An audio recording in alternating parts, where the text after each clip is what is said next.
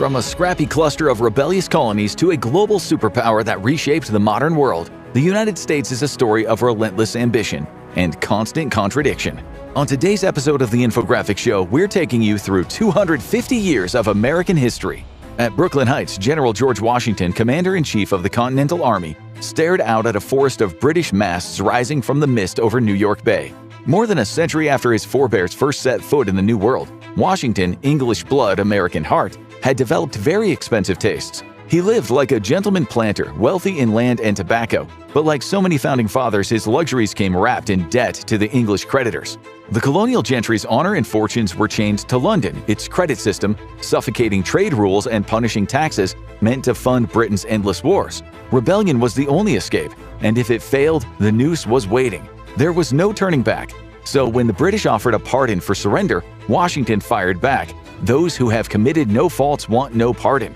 Before him was the largest expeditionary force Britain had ever sent to foreign soil, over 32,000 troops, British regulars in redcoats, German auxiliaries known as Hessians, and the greatest navy on earth, all bearing down on 10,000 barely trained colonists. 10 ships of the line, 20 frigates, and nearly 200 transports, General William Howe's armada, filled the bay like a floating city of doom. Washington would have heard the creak of rigging and the roll of drums across the water.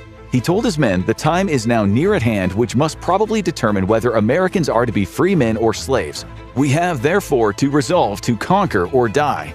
But when the assault began, the British advanced with brutal efficiency. Hessian bayonets and British volleys tore through the American lines. Outflanked, outnumbered, and surrounded, the Continental forces broke.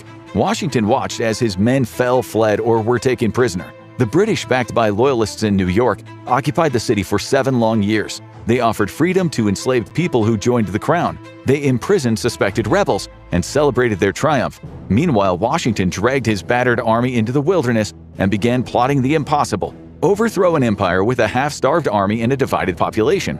A third were loyalists, a third rebels, and a third sitting on the fence. For many, it was not all about honor and liberty, but whether independence would make their life better or worse. Loyalists feared chaos, lost trade, and mob rule. Patriots saw economic opportunity with political autonomy. Neutrals, many poor or in bondage, just wanted to avoid being burned by either side. Only a decade or so earlier, rebellion would have seemed unthinkable. Yet by 1776, everything had changed. To understand why, you have to go back to England in the 1500s, a kingdom cracking under its own weight. England was crowded, unequal, and overflowing with people who had nowhere to go, and the crown, watching Spain haul shiploads of treasure from the so-called New World, wanted its own slice of that fortune. After 1588, the seas finally opened to English expansion, and their first attempt, the Roanoke colony in what's now North Carolina, simply vanished. Over 100 settlers vanished without a trace. Europeans hadn't discovered a new world at all. They had stepped into a continent already home to 7 to 10 million Native Americans. Then came Jamestown in 1607. The settlers had dreamed of gold but found mud, disease, and hunger. Within months, half were dead. But Jamestown survived not through gold, but through a leaf: tobacco. Colonist John Rolfe planted it and struck fortune. Europe's addiction to it saved the colony. Virginia expanded, but the cost was steep. Tens of thousands of poor whites shipped over as indentured servants, many of them forced. Africans survived too, first as indentured servants and later as lifelong slaves, a story we'll get to soon. Other colonies followed, each carved from blood, sweat, and tears, sometimes trading with the Native Americans but often in conflict. In Connecticut, colonists and their Indian allies massacred the Pequot, burning their fort and slaughtering hundreds. In King Philip's War in 1675, the Wampanoag struck back, killing thousands before being wiped out in turn. Disease finished what the muskets began. Waves of smallpox, measles, and influenza tore through native nations with catastrophic speed. And while disease reshaped the continent, another force was crossing the ocean: faith, in all of its fractured forms. After the Reformation splintered Europe's religious unity, many of the persecuted believers headed across the pond. And in 1620, the Pilgrims arrived aboard the Mayflower, landing in present-day Massachusetts. In 1664, the English captured New Amsterdam from the Dutch and renamed it New York after the Duke of York. What united all the new colonies was struggle. While many of the landowners on the colonies were landed gentry or wealthy merchants, usually with plenty of free labor, survival was still very difficult. Every acre had been wrested from hunger, disease, or violence. Colonists were proud of what they built, and by God, they would fight for it.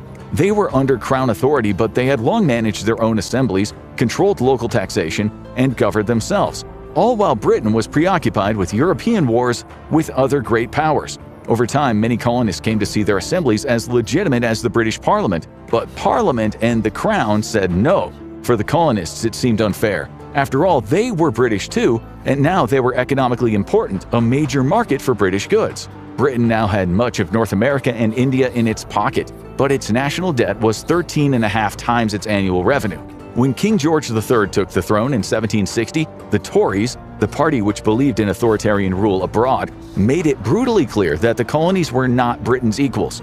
Then came the spark. George ordered the colonists to stop fighting native nations and to quit grabbing territory in the Appalachian Mountains. To colonists, expansion wasn't just a desire, it was a right. Being told no felt like betrayal. And then came the tax reforms. This was the moment Britain made the same mistake every empire eventually does, squeezing its colonies just a little too hard. In 1764, Parliament passed two major reforms. The Sugar Act, aimed to cut down on smuggling and raise revenue, and the Stamp Act, decreed newspapers, legal documents, diplomas, and even playing cards had to be printed on stamped paper to prove duty had been paid. That one really annoyed the colonists. They were English, not foreigners, so why were they being treated like a conquered nation? Surely it should be up to them to impose taxes. No taxation without representation, they shouted in the streets. In 1765, representatives from 9 colonies joined the Stamp Act Congress in New York City, including Benjamin Franklin. In their Declaration of Rights and Grievances they submitted to the King and Parliament, they declared that all subjects of Britain shall not be taxed without his consent. And then merchants hit Britain where it hurt. They agreed not to export any goods until the Stamp Act was repealed. In Boston, riots broke out, spreading to other colonies as men joined the resistance group known as the Sons of Liberty. Reports described British officials being dragged through the streets and covered in tar and feathers. Parliament eventually repealed the Stamp Act, and colonists celebrated, shouting "Long live the King," and even erecting a statue of him in New York City. But the joy did not last. In June 1767, Britain passed the Townshend Acts, imposing new import duties on everyday goods like lead, glass, paint, and tea, and again going after the smugglers. These too would be repealed, but the damage was done. As planter elites marched alongside merchants, laborers, and women, their shared grievances fed a growing American political identity. 3 years later, British soldiers in Boston shot their muskets at an angry mob, resulting in a bloody massacre. And then came the breaking point. In 1773, Parliament tried to save the collapsing East India Company, drowning in debt and unsold tea. The Regulating Act put it under government control, and the Tea Act let it sell tea directly to the colonies at lower prices, undercutting local merchants. The tea was cheaper, but colonists saw a trap. Accepting it meant accepting Parliament's right to tax them. When the company's ships reached Boston Harbor, Samuel Adams and John Hancock urged the Sons of Liberty to block the landing at the risk of their lives and property. After days of a standoff, tensions snapped. On December 16, 1773, men disguised as Mohawks boarded the ships and dumped the cargo. The Boston Tea Party. It was open rebellion. Word spread across the colonies as crowds seized or destroyed tea. Britain responded by dissolving colonial assemblies and ordering troops to crack down. The colonies answered by forming the Continental Congress. Delegates were divided on what to do next. Many were loyalists, some were neutral, others, the radicals, said we want independence and nothing else. On April 9, 1775, British troops clashed with local militias in Lexington and Concord. Soon, roughly 20,000 militia, the Minutemen, surrounded Boston. At Bunker Hill, the British seized the high ground, but at a brutal cost, over 1,000 casualties, more than double the 450 suffered by the colonials. It was a victory, but a Pyrrhic one. Massachusetts radicals, including John Adams, Samuel Adams, and John Hancock, urged Congress to send help. Moderates weren't so sure. Aiding the rebels could spark a full-scale war. In the end, they didn't send the troops, but they agreed to transform the Massachusetts militia into a Continental Army. George Washington, the Virginia delegate, was appointed as its commander. They issued the Declaration of the Causes of Necessity of Taking Up Arms to explain why this was a necessity. They insisted that they were not looking for independence, just fairness. But Britain, not exactly accommodating, responded with the Proclamation for Suppressing Rebellion and Sedition. The king declared that whatever the colonists said, this was clearly an attempt to establish an independent empire. About 20% of colonists, the Loyalists, remained devoted to the crown, but many of those would soon have to flee to Canada or England or possibly face judgment. But the British believed that they could beat the colonists from within. In Virginia, the royal governor, Lord Dunmore, declared that all indentured servants would gain their freedom if they joined the British cause, and it was a massive force of people. But the real story running underneath the revolution, the one shaping America's future, began long before the first shots of the war. The first Africans arrived in Jamestown in 1619 as indentured servants, laboring beside their white counterparts until freed or dead. But Africans were more expensive to import than whites, so their numbers remained small at first. It was possible to complete a contract even by servants themselves, but most were treated brutally, making survival hard. It was hell on earth, ripped from family, dying on the ships, beaten and whipped, so some rebelled. As black and white laborers began running away, sometimes together, the colonial elite saw danger brewing. Their fear erupted into panic after Bacon's Rebellion in 1676, when whites and blacks, enslaved and free, united against Virginia's wealthy planters, including the Washington family. The revolt was ruthlessly crushed, but the ruling class was panicking. They rewrote the laws to divide those in bondage by race. African slavery became lifelong and hereditary, and the masters were granted legal immunity if an enslaved person died under their punishment, effectively making killing legal. This deliberate creation of racial hierarchy enshrined in the slave codes was designed to destroy race solidarity. The divide and rule race distinction, a turning point in American history, propagated what would become centuries of racism. So settling America was a heroic task, but it was built on the backs of forced labor. Between 350,000 and 500 white indentured servants were shipped to the Americas before and after independence, and alongside them came roughly 400,000 enslaved Africans. By the early 1760s, the enslaved population in the southern colonies had likely reached 500,000, yet they weren't asked to fight in the war because the colonial leaders feared an armed rebellion. George Washington owned both white servants and black slaves, hundreds of them over his lifetime. He even placed newspaper ads for his runaways, black and white alike. So as the revolution began, the British offering those people in bondage a path to freedom was a major concern. This wasn't about loyalty to the crown, it was pure survival. Thousands of enslaved Africans fled to British lines, while many poor whites joined loyalist militias rather than fight for patriot elites. In response, colonial governments cracked down, issuing brutal laws that threatened enslaved people with execution if they rebelled. Many were forced inland, farther from the British promise of freedom. On May 10, 1776, Congress urged all colonies to strip power from the crown and establish revolutionary governments. A few weeks later, Richard Henry Lee introduced a resolution that declared, "Resolved that these united colonies are, and of right ought to be, free and independent states." A committee of 5, Thomas Jefferson, John Adams, Benjamin Franklin, Roger Sherman, and Robert Livingston, drafted the Declaration with Jefferson as the primary writer. It opened with the now famous words, "We hold these truths to be self-evident, that all men are created equal." Jefferson's original draft included a denunciation of slavery and the slave trade, but it was removed at the insistence of delegates from South Carolina and Georgia. They wanted to continue the slave trade, as well as some northern delegates who had also profited as considerable carriers of slaves. But writing down ideals was one thing, fighting the most powerful empire on earth was another thing entirely. The British struck early and hard. They drove Washington's army from New York and forced desperate retreats through New Jersey. Yet the Americans held on, aided enormously by Britain's rivals, France, Spain, and the Netherlands, who saw a chance to weaken the empire. French help proved decisive: weapons, money, troops, and most importantly, naval power.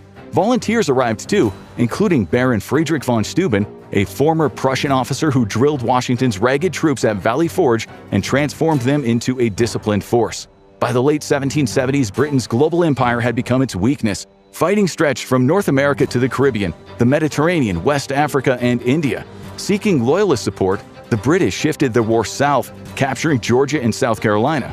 But there, General Nathaniel Greene used hit-and-run tactics that bled them dry. Greene pushed Lord Charles Cornwallis north into Virginia, where Washington and the French commander Rochambeau trapped him at Yorktown in 1781. With no escape by land or sea, Cornwallis surrendered. The war wasn't technically over, but Britain had lost heart. Parliament, weary of mounting costs and other global commitments, chose to end the conflict. Under the Treaty of Paris in 1783, Britain recognized the United States as independent. The colonies had won, not by raw military power, but through endurance, foreign alliances, and the overextension of the mighty British Empire. And now the serious work began. The aftermath was grim. Families were shattered. Between 30,000 and 100,000 people in bondage, black and white who had chased freedom behind the British lines, were suddenly uprooted. Many were dumped into Nova Scotia, the Caribbean, or London, all while others hid inside the new United States, fighting just to stay alive.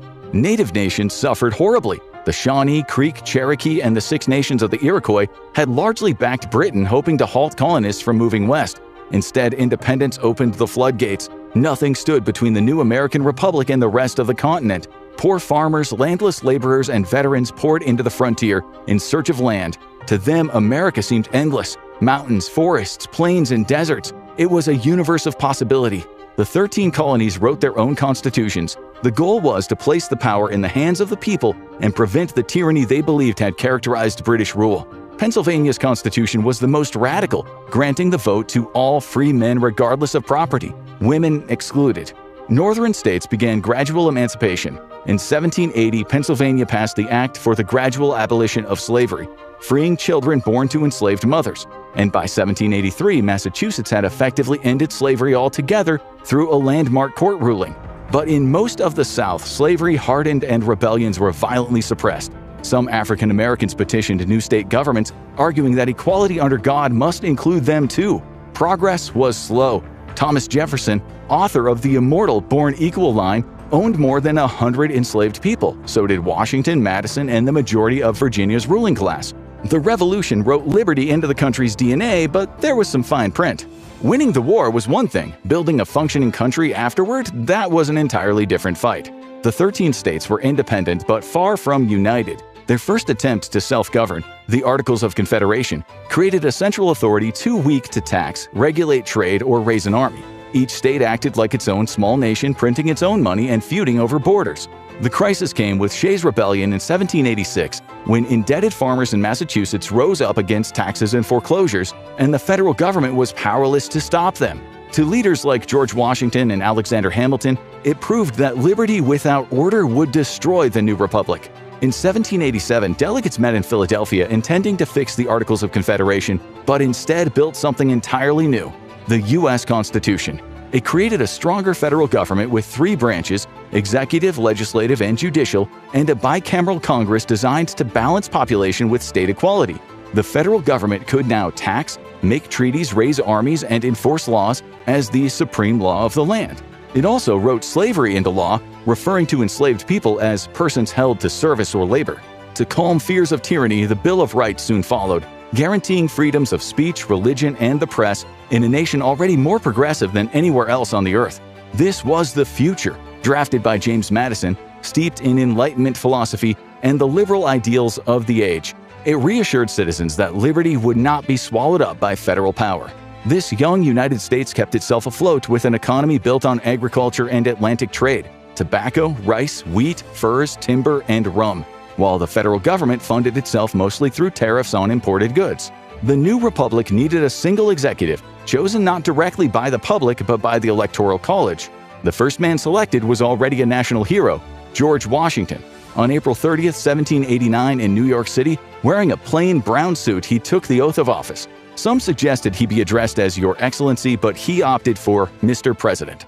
Frontier poverty eventually boiled over. During Washington's presidency, farmers on the western edge of the country erupted in what became the Whiskey Rebellion. They were furious over a tax that fell the hardest on small producers who turned leftover grain into whiskey. Washington rode west with roughly 13,000 militiamen to assert federal authority. The rebellion collapsed, but it revealed that governing the new republic would be far from easy. Even so, the country was a beacon of political experimentation. The founders had hoped to avoid political parties, but factions emerged immediately. The Federalists, led by Alexander Hamilton, favored strong central government, commercial growth, a national bank, and closer ties with Britain. They were the party of the merchants, creditors, and landowners. Opposing them were the Democratic Republicans, led by Thomas Jefferson and James Madison. They idealized farmers and urban laborers and feared concentrated power. This ideological divide set the template for centuries of American political conflict. Indeed, in his farewell address, Washington warned that parties could help preserve liberty by checking power, but if they became too partisan, they would ignite a fire that could consume the republic. In 1789, the French Revolution erupted, beginning years of bloodshed, chaos, and change that sent shockwaves around the world. Jefferson's Democratic Republicans supported it as a needed blow against a monarchical system, but the Federalists recoiled in horror. In 1796, John Adams, a Federalist, narrowly defeated Jefferson to become the second president. Under the original rules, Jefferson, as the runner-up, became the vice president. The two political enemies were forced to govern together. Alarmed by disconnected heads in France, they passed the Alien and Sedition Acts, targeting immigrants and restricting speech. Early proof that Americans' devotion to liberty had its limits. In 1800, Jefferson won the presidency. Unsurprisingly, both parties had predicted catastrophe. Federalists warned that Jefferson's election would turn America into a second blood-soaked Paris. Jefferson's allies warned that Adams and the Federalists would restore monarchy and crush liberty. The message to the public was simple: the other side will destroy everything. It was partisan hysteria, a pattern that would last, well, forever. France was now ruled by Napoleon. In 1803, Jefferson made a deal with him, buying the territory that would become known as the Louisiana Purchase, doubling the size of America. The land, of course, was not really France's to sell. It was home to dozens of native nations, none of whom were consulted. Their displacement would not happen all at once, but the purchase set the stage for a century of forced removals. Among those eventually uprooted were the 5 civilized tribes, the Cherokee, Creek, Choctaw, Chickasaw, and Seminole, who would be expelled in the 1830s under Andrew Jackson's Indian Removal Act. Some 60,000 people were driven west at gunpoint, thousands died along the way. The Cherokee called the route the Trail Where They Cried. Today we call it ethnic cleansing. Native Americans fought back, often massacring innocent families, but the violence came back at them. Not everyone agreed with the Removal Act. Congressman Davy Crockett, the famous frontiersman, broke with President Jackson and condemned the policy as wicked and unjust. His vote cost him his seat in Congress. Slavery in this period was still going strong. Some native nations owned African slaves themselves, and some practiced forms of bondage long before Europeans arrived. Native peoples were also enslaved by the Europeans in large numbers during the 1600s and early 1700s, especially in the Carolinas. Meanwhile, in the North, states were gradually phasing out slavery. New Jersey was the last to adopt gradual emancipation, and gradual meant decades of coerced labor. Children born to enslaved mothers had to serve as indentured servants until their mid-20s. In New York City, 1 in 5 white families owned enslaved people in the late 1700s. Between 1783 and 1800, fewer than 80 enslavers freed anyone voluntarily.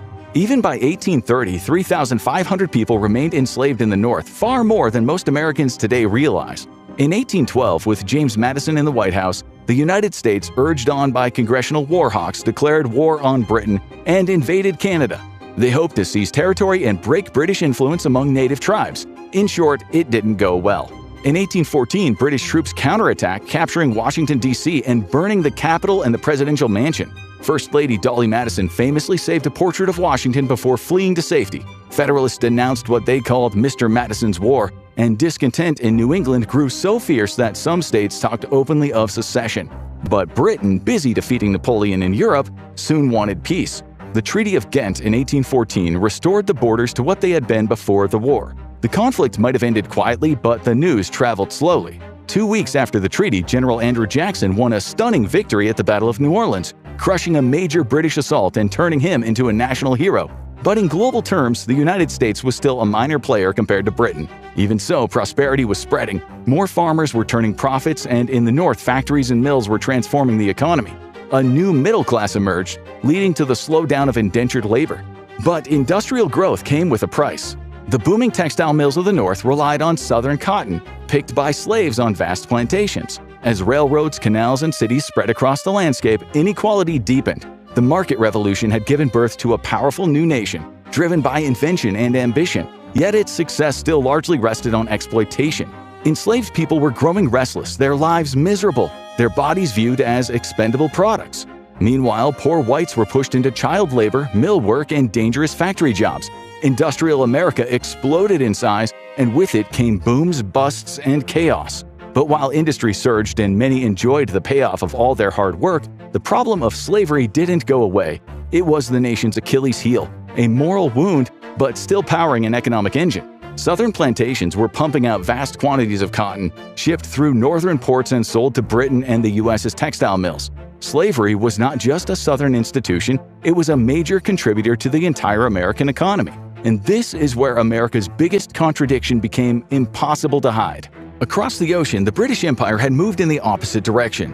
In 1807, Parliament had banned the slave trade, and in 1833 it had abolished slavery throughout its empire. The Royal Navy spent decades and a fortune hunting illegal slave ships. The US, however, held on, but now in an environment of doubt and criticism. Former slave Frederick Douglass emerged as one of the most powerful voices against bondage, telling the nation what slavery actually felt like: terror, horror, humiliation, and pain. As a young runaway, he had learned to read with the help of the poor white urchins who shared scraps of newspapers, an education that changed American history. His writings shocked the public, but not all abolitionists were so peaceful. Thanks for watching, and don't forget to subscribe. We have so many adventures coming up. See you in the next one.